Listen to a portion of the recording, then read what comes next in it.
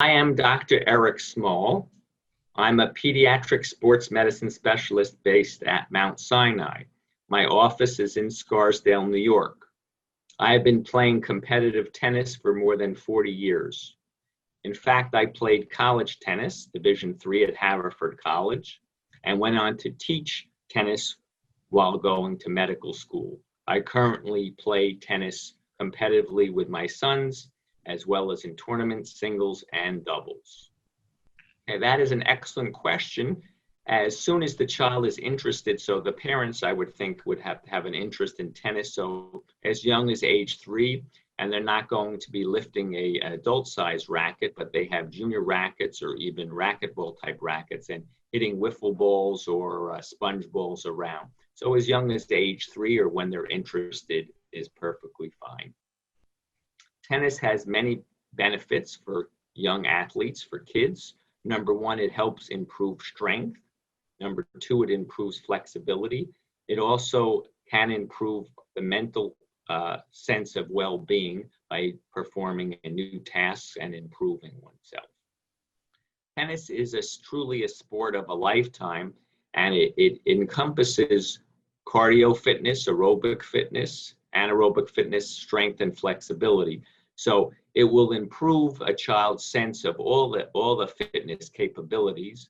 And it's very important, though, not to place a child, whether they're age 5, 8, or 10, into a competitive environment too soon for fear of losing or for being frustrating by not doing the appropriate shots and not by winning. So have adequate expectations that we're playing tennis and sports for that matter for fun. Very important before a tennis match or for any sporting activity is to ensure adequate warm-up. That entails 10 to 15 minutes, whether it's jogging or jumping jacks or running around the court.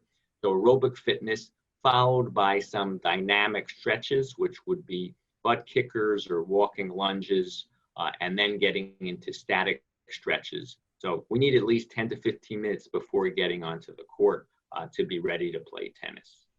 The number one thing to prevent injury is not to play through pain or soreness.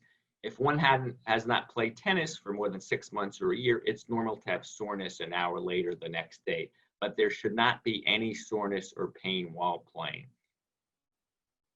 Proper technique ensures adequate power on the strokes. It also minimizes stress to the joints. So if someone has a poor backhand technique, that actually leads to tennis elbow or pain on the outside of the elbow.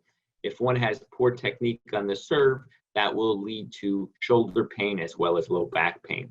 So proper technique enhances power on the strokes and decreases the likelihood of injury or pain. Yes, the number one reason kids play sports is to have fun.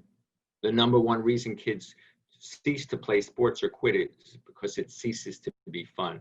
So we have to make tennis fun and not too competitive, and let the child dictate whether they want to play in tournaments or competitively.